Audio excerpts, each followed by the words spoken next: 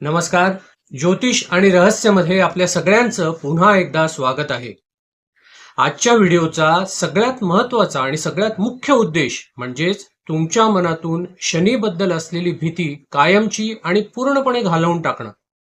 तुमच्या मनात शनीबद्दल जे काही गैरसमज असतील ते दूर करणं आणि शनीचा आपल्या आयुष्यात एक्झॅक्टली काय रोल आहे हे व्यवस्थित समजावून घेणं. आपल्या जन्माचा उद्देश काय, आपण कोणत्या कर्मासाठी जन्माला आलोय, हे शनी आपल्याला कसं सांगतो, हे आज आपण या व्हिडिओतून समजून घेणार आहोत. आजपर्यंत तुमच्या डोक्यात, तुमच्या मनात शनीबद्दलचे जे काही गैरसमज असतील, ज्या काही भ्रांती असतील, ज्या काही भीती असतील, त्या सर्व काही बाजूला ठेवा.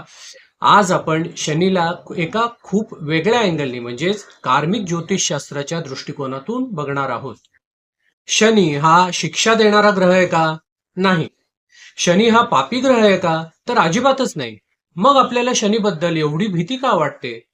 कारण आपल्याला कधी शनीबद्दल व्यवस्थित समजावूनच सांगण्यात आलेलं नाहीये. आपल्या मनात कायम शनीबद्दल भीतीच घातली गेलीये. शनी आपल्याला आपल्या ड्युटीजची, आपल्या जबाबदारींची जाणीव करून देत असतो आणि नेमकं तेच आपल्याला नको असतं. जबाबदारीपासून दूर पडणं, जबाबदारी झटकणं याच्यात आपण मास्टर असतो नाही का? आपल्याकडे जर कुठलंही काम आलं तर ते पहिले दुसऱ्याकडे पास ऑन कसं करता येईल किंवा त्यामध्ये शॉर्टकट्स कसे निर्माण करता येतील हे आपण बघत असतो आणि नेमकं तेच शनीला नको असतं. कार्मिक ॲस्ट्रॉलॉजीमध्ये शनीबद्दल काही अनेक छोट्या छोट्या आणि सुंदर व्याख्या आहेत. त्यामधली सगळ्यात पहिली म्हणजे शनीला कर्मफलदाता म्हटलंय, शनीला न्यायाधीश म्हटलंय. कर्म फल दाता म्हणजे काय? तुम्ही जे कर्म कराल त्याचं फळ तुम्हाला देणारा. तुम्ही जर चांगलं कर्म केलं तर तुम्हाला चांगलं फळ मिळेल. थोडक्यात जे पेराल ते उगवते. अजून एक छोटीशी व्याख्या आहे की शनीला त्यांनी फीडबॅक देणारा ग्रह म्हटलंय. म्हणजे काय? तर तुम्ही जे काम करताय त्याचा फीडबॅक शनी देतो. ते कस्टमर सर्व्हिसमध्ये असतं ना, की तुम्ही काम करून दिलं एखाद्या कस्टमरला की तो तुम्हाला फीडबॅक देतो की तुमचं काम कसं झालंय, त्यांना आवडलं की नाही. हेच काम शनी करतो. आपण केलेल्या कर्माचा फीडबॅक आपल्याला शनीकडनं मिळतो, पण तो अतिशय प्रामाणिक असतो. तिसरी व्याख्या त्यांनी जी केली आहे ती म्हणजे शनीला त्यांनी मिरर असं म्हटलंय. मिरर म्हणजे काय? तर आरसा. म्हणजे शनी हा आपलाच आरसा आहे, आपल्याच कर्माचा आरसा आहे. आपण काय करतो तेच तो आपल्याला दाखवतोय. ज्योतिषशास्त्रामध्ये प्रत्येक ग्रहाकडे काही ना काही डिपार्टमेंट्स दिलेले असतात, काही ड्युटीज असाइन केलेले असतात. त्यांना ग्रहांचे कारकत्व असं म्हटलं जातं आणि त्याप्रमाणेच ते ग्रह आपापलं काम व्यवस्थित करत असतात. कार्मिक ज्योतिषशास्त्रानुसार शनीकडे 4 डिपार्टमेंट्स येतात किंवा 4 मुख्य विषय असतात ज्यावर शनीची नजर असते. ते कुठले? तर सगळ्यात पहिलं म्हणजे रिस्पॉन्सिबिलिटीज. त्याला जबाबदारी म्हणतात. जबाबदारी कोणाची? तर आपल्या कुटुंबाची जबाबदारी, समाजाची जबाबदारी, संस्थेची जबाबदारी. दुसरा जो विषय आहे तो म्हणजे शिस्त आणि मर्यादा, ज्याच्यामध्ये वेळ, आपल्या सवयी, आपला अहंकार हे गणलं जातं. तिसरं म्हणजे प्रामाणिक मेहनत आणि श्रम. शनीला कुठलेही शॉर्टकट्स चालत नाहीत आणि कोणाची फसवणूक केलेली चालत नाही. तो म्हणतो की तुम्ही प्रामाणिक मेहनत करा. आणि चौथा विषय जो येतो तो म्हणजे अहंकाराचा त्याग म्हणजेच इगोचा त्याग. मीपणा सोडून आपलं कर्तव्य महत्वाचं आहे हे शनी आपल्याला सांगत असतो. आपला आत्मा या सगळ्या कर्मांपासून दूर पळत असतो, परंतु शनी आपल्याला त्यापासून दूर पळून देत नाही. आपलं कर्म आपल्याला त्यापासून पळू देत नाही. म्हणून शनी मग आपल्याला त्रास देतोय असं आपल्याला वाटतं, पण ऍक्च्युली तसं नाहीये. ही शिक्षा नाही, हा कुठलाही त्रास नाही, तर ही आपल्या कर्माची आठवण आहे, आपल्या जबाबदारीची आठवण आहे, आपल्यासाठी एक रिमाइंडर आहे. शनी तुम्हाला तोडायला आलेला नाही, तर तुम्हाला घडवायला आलेला आहे. मग आता आपलं कर्म काय? आपल्याला एक्झॅक्टली या जन्मामध्ये काय कर्म करायचंय हे शनी कसं सांगतो ते बघायचं कसं? तर सगळ्यात सिंपल मेथड म्हणजे आपल्या जन्मपत्रिकेत, आपल्या कुंडलीत शनी ज्या घरात बसलाय, ज्या हाऊसमध्ये बसलाय, तो भाव, ते हाऊस म्हणजे आपलं कर्म. तो भाव म्हणजेच या जन्मातील आपली शनीची शाळा आहे, शनीचं क्लासरूम आहे. जोपर्यंत तुम्ही ते कर्म पूर्णत्वास नेत नाही तोपर्यंत तुमची सुटका नाही. तो लेसन, तो धडा तुम्हाला शिकावाच लागतो. अन्यथा मग पुढच्या जन्मात तो कॅरी फॉरवर्ड होतो आणि मग हे चक्र सतत चालू राहतं. यालाच कार्मिक लूप म्हणतात किंवा कार्मिक सायकल असं म्हटलं गेलंय. तर आपल्याला या जन्मात कुठलं कर्म करायचंय, आपण कोणत्या कर्मासाठी जन्माला आलो आहोत, हे शनी कसं सांगतोय ते बघायचं कसं आहे. तर तुम्ही सगळ्यात पहिले आपली जन्मपत्रिका उघडा आणि शनी कोणत्या स्थानात बसला आहे, तिथे अशी चौकोनी चौकोनी घरं असतात बघा कुंडलीमध्ये, त्याच्यामध्ये 1 2 3 4 नंबर लिहिलेले असतात. तुम्ही फक्त एवढंच बघा की शनी ज्या घरात बसलाय तिथे कुठला नंबर लिहिलाय, बस फक्त एवढंच बघा आणि त्याचं संपूर्ण विश्लेषण आपण यापुढे आता करणार आहोत. एकदम स्टेप बाय स्टेप मी तुम्हाला अतिशय सविस्तरपणे समजावून सांगणार आहे. शनी जर तुमच्या फर्स्ट हाऊस मध्ये असेल म्हणजेच पहिल्या घरात असेल तर हे लाईफ म्हणजे तुमच्यासाठी सेल्फ आयडेंटिटी कर्म आहे. स्वतःला घडवणं आणि स्वतःची ओळख निर्माण करणं हे तुमच्या आयुष्याचं कर्तव्य आहे असं शनी आपल्याला सांगतोय. मग आता तुम्ही काय काय करायला हवं, तर दैनंदिन शिस्तीचं पालन करणं, थोडक्यात एक टाइम टेबल बनवायचं आणि त्याचं स्ट्रिक्टली फॉलो करायचं. आत्मविश्वास म्हणजे स्वतःवर कॉन्फिडन्स ठेवा आणि पेशन्स ठेवा. स्वतःला कमी लेखू नका आणि इतरांशी कम्पेअर करू नका. कोणाशीही स्वतःची तुलना करू नका. स्वतःशी पूर्णपणे प्रामाणिक राहा. कमी बोला आणि कृती अधिक करा. इगो म्हणजेच अहंकार आणि इम्पेशन्स म्हणजेच अधीरता हे तुमचे सगळ्यात मोठे शत्रू आहेत.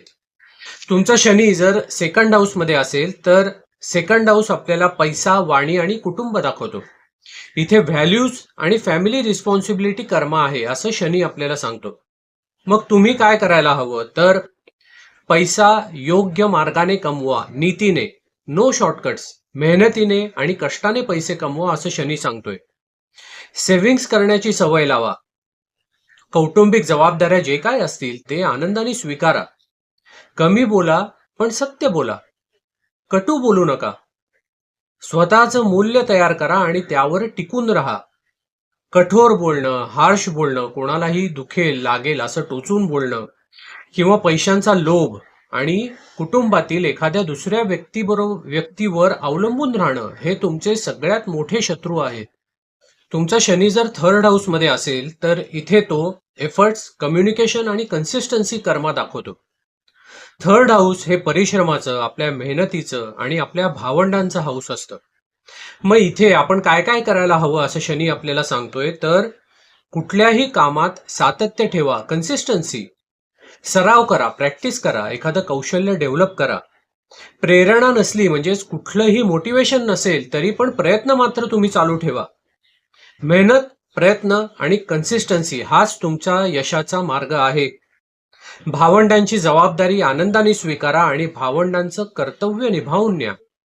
या मार्गात तुमचा सगळ्यात मोठा शत्रू म्हणजे आळस आणि प्रोक्रॅस्टिनेशन म्हणजेच कामात चालढकल करणे, टाळाटाळ करणे हा आहे. ज्यांच्या कुंडलीत शनी फोर्थ हाऊस मध्ये आहे म्हणजे चौथ्या घरात आहे, त्यांच्यासाठी तो इमोशनल कर्म आणि मदर कर्म दाखवतो. चौथं हाऊस हे आपली आई, आपलं घर, आपलं अंतर्मन आणि मनशांतीचं हाऊस असतं. मग इथे आपण काय काय करायला हवं असं शनी आपल्याला सांगतोय, तर मानसिक आणि अंतर्गत स्थैर्य निर्माण करा, म्हणजेच थोडक्यात इनर स्टॅबिलिटी. आपलं घर आणि आपली आई यांची जबाबदारी स्वीकारा. घरापासून पळून जाऊ नका. इमोशनल अवेअरनेस इथे खूप महत्वाचा आहे. थोडक्यात इमोशनल मॅच्युरिटी, दुसऱ्यांच्या भावनांची कदर करा. दुसऱ्यांच्या भावना पण समजून घ्या, त्यांचा रिस्पेक्ट करा आणि कनेक्ट व्हा. ज्यांचा शनी फिफ्थ हाऊस मध्ये आहे म्हणजेच पाचव्या घरात आहे, तो आपल्याला दाखवतो इगो, क्रिएटिव्हिटी आणि डिटॅच्ड लव्ह. फिफ्थ हाऊस हे आपलं प्रेम, आपली मुलं, आपल्या कला यांचं कारकत्व घेऊन आलेलं असतो. मग शनी या फिफ्थ हाऊस मध्ये आपल्याला काय सांगतोय, तर आपल्या प्रेमामध्ये जबाबदारी ठेवा. अवास्तव अपेक्षा ठेवू नका. रादर कुठलीही अपेक्षा न ठेवता प्रेम करा. सर्जनशीलता अतिशय महत्वाची आहे. आपल्या मुलांची जबाबदारी झटकू नका. रिस्पॉन्सिबिलिटीने त्यांना योग्य ते मार्गदर्शन करा. प्रेमामध्ये इगो आणि नाटकीपणा हे तुमच्यासाठी अतिशय घातक आहे. तुमचा शनी जर सिक्स्थ हाऊस मध्ये असेल तर तो आपल्याला सांगतो की हे सर्व्हिस आणि डेट कर्म आहे. सिक्स्थ हाऊस हे आपली सेवा, आरोग्य, रोग, ऋण, शत्रू यांचं कारकत्व घेऊन असतो. मग शनी या 6व्या भावात येऊन आपल्याला सांगतोय की नियमित दिनचर्या ठेवा, प्लॅनिंग करा आणि स्ट्रिक्टली ते फॉलो करा. हेल्थकडे अजिबात दुर्लक्ष करू नका. नियमित आहार आणि व्यायाम यांचं पालन करा. कामाचा भार स्वीकारा, टाकून देऊ नका. कामाच्या ठिकाणी शिस्त आणि डिसिप्लिन अतिशय महत्वाचं आहे. शनी जर तुमच्या 7th हाऊसमध्ये असेल तर तिथे तो रिलेशनशिप कर्मा दाखवतो, थोडक्यात कमिटमेंट्स. 7th हाऊस हे आपला विवाह, आपला पार्टनर, आपला बिझनेस, आपल्या बिझनेस पार्टनरशिप्स दाखवतो. मग शनी या 7व्या हाऊसमध्ये आपल्याला कर्माबद्दल काय सांगतोय, तर तुमच्या जोडीदाराशी कमिटेड राहा. प्रामाणिकपणा नात्यामध्ये अतिशय महत्वाचा आहे. कमिटमेंट्स पासून दूर पळू नका. पार्टनर टफ असतील, थोडे डिले पण होतील, परंतु हे कार्मिक रिलेशन आहे हे समजून घ्या आणि जबाबदारी स्वीकारा. नात्यामध्ये कुठलीही फसवणूक करू नका, मग ते बिझनेस रिलेशन मधलं पार्टनरशिप असेल तरीही. शनी जर 8th हाऊस मध्ये असेल तर तो ट्रान्सफॉर्मेशन कर्मा दाखवतो. 8th हाऊस हे आपली भीती, मृत्यू, रहस्य, ट्रान्सफॉर्मेशन यांचं हाऊस असतं. मग इथे 8th हाऊस मध्ये आल्यावर शनी आपल्याला काय काय सांगतो, तर चेंजेस ऍक्सेप्ट करा, म्हणजेच बदल स्वीकारा. जुन्या गोष्टी मनात धरून ठेवू नका. इनर ट्रान्सफॉर्मेशन म्हणजेच स्वतःमधील आंतरिक बदल हेच तुमचं या जन्माचं उद्दिष्ट आहे. शनी जर तुमचा 9th हाऊस मध्ये असेल तर इथे तो धर्म आणि बिलीफ कर्मा दाखवतो. 9th हाऊस हे आपलं धर्म, आपली बिलीफ सिस्टीम, आपल्या श्रद्धा, आपल्या गुरूंचं हाऊस असतं. मग शनी इथे आपल्याला येऊन काय दाखवतो, तर अंधश्रद्धा करू नका. स्वतःचा धर्म मार्ग, श्रद्धा मार्ग अनुभवातून शोधा. गुरूंचा आदर करा, परंतु अंधभक्ती अजिबात नको. प्रश्न विचारायला शिका, परंतु आदराने. धार्मिक कट्टरता आणि नैतिक अहंकार हे तुमचे 2 खूप मोठे शत्रू आहेत. तुमचा शनी जर 10th हाऊस मध्ये असेल तर इथे तो करिअर आणि ड्युटी कर्मा दाखवतो. 10th हाऊस हे करिअर, कामातील मोठ्या जबाबदाऱ्या, समाजातील भूमिका याचं घर असतं. इथे येऊन शनी आपल्याला काय सांगतोय, तर करिअरमध्ये हळूहळू जबाबदारीने उभे राहा, नो शॉर्टकट्स. कामामध्ये सातत्य ठेवा आणि जबाबदारी कुठल्याही प्रकारची कामामध्ये टाळू नका. नेतृत्व अतिशय नम्रपणे स्वीकारा. तात्काळ प्रसिद्धीपेक्षा लॉंग टर्म रिझल्ट्सकडे तुम्ही लक्ष द्या. आपल्याला मिळालेल्या अधिकारांचा गैरवापर करू नका. शॉर्टकट्स आणि प्रतिष्ठेची हाव हे तुमचे सगळ्यात मोठे शत्रू आहेत. शनी जर 11th हाऊस मध्ये असेल तर तिथे तो कलेक्टिव्ह कर्मा दाखवतो, म्हणजेच समाजासाठी असलेले कर्तव्य दाखवतो. मग शनी इथे आपल्याला काय काय सांगतो, तर समाजासाठी, सामूहिक उद्दिष्टांसाठी तुम्ही कार्य करा. स्वार्थीपणाने नाही तर समाजसेवा म्हणून हे कार्य करा. चुकीच्या लोकांशी, चुकीच्या मित्रांशी कनेक्ट होऊ नका. स्वतःचे नेटवर्क तयार करा आणि समाजसेवा करा. संधी साधूपणा आणि खोट्या मैत्री हे तुमचे सगळ्यात मोठे 2 शत्रू आहेत. 12th हाऊस मधला शनी आपल्याला लिबरेशन कर्मा दाखवतो, थोडक्यात त्याग, मुक्ती आणि वैराग्य. मग शनी इथे येऊन आपल्याला काय काय सांगतो, तर जाणीवपूर्वक जबाबदारीतून समाजापासून पळ न काढता एकांत स्वीकारा. कुठल्याही व्यसनात अडकू नका. कल्पनारम्य नव्हे तर प्युअर अध्यात्म ज्याला म्हणतात, प्युअर साधना ज्याला म्हणतात, ते तुम्ही चूज करा. त्याग करायला शिका. गुपचूप सेवा करा. कोणत्याही प्रसिद्धीची अपेक्षा न ठेवता सेवा करा. सर्व 12 भावांमध्ये शनी आपल्याला काय काय सांगतोय हे आपण कार्मिक ऍस्ट्रॉलॉजीच्या दृष्टिकोनातून आता बघितलं. तुमच्या कुंडलीमध्ये शनी ज्या भावात आहे ते कर्म तुम्हाला या जन्मात करायचंय. ते स्थान, ते हाऊस सुख उपभोगण्यासाठी नाहीये, तर तो धडा शिकण्यासाठी आहे. तुम्ही तुमचं कर्म जर प्रामाणिकपणे केलं ना, तर शनी पण जेव्हा फळ देतो तेव्हा भरभरून आणि दाम दुपटीने देतो. तोही अजिबात काटकसर करत नाही.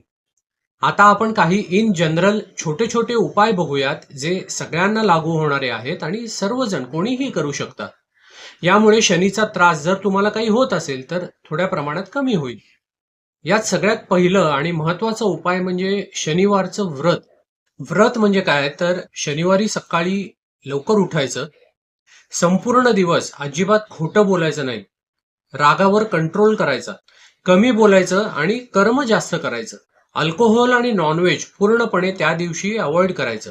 एखाद्या व्यक्तीची, गरजू व्यक्तीची, म्हणजे थोडक्यात एल्डरली पर्सन किंवा एखादा नोकरदार माणूस असेल, हेल्पर असेल, त्याची गुपचूपपणे सेवा करायची, कुठलीही अपेक्षा न ठेवता. ओम शं शनैश्चराय नमः या मंत्राचा रोज किंवा कमीत कमी शनिवारी तरी 108 वेळा जाप करायचा. काळे तीळ, काळा कपडा किंवा लोखंडाची एखादी वस्तू याचं दान करायचं, कुठलीही अपेक्षा न ठेवता. आज आपण या व्हिडिओमध्ये जे जे काही डिस्कस केले ते तुम्ही तुमच्या पत्रिकेप्रमाणे शनी कोणत्या भावात आहे त्यानुसार ते रिचेक करून बघा आणि त्यानुसार आपल्या कर्मामध्ये चेंजेस करा. आपल्या वागणुकीत, आपल्या बोलण्यात, आपल्या दिनचर्येत तुम्ही बदल करा आणि मग बघा शनीची मग 7.5 तरी असू दे किंवा शनीची महादशा असू दे, शनीचा कुठल्याही प्रकारचा त्रास तुम्हाला मग होणार नाही. आपले कर्म बदलले की शनी ऑटोमॅटिकच शांत होतो. श्री स्वामी समर्थ.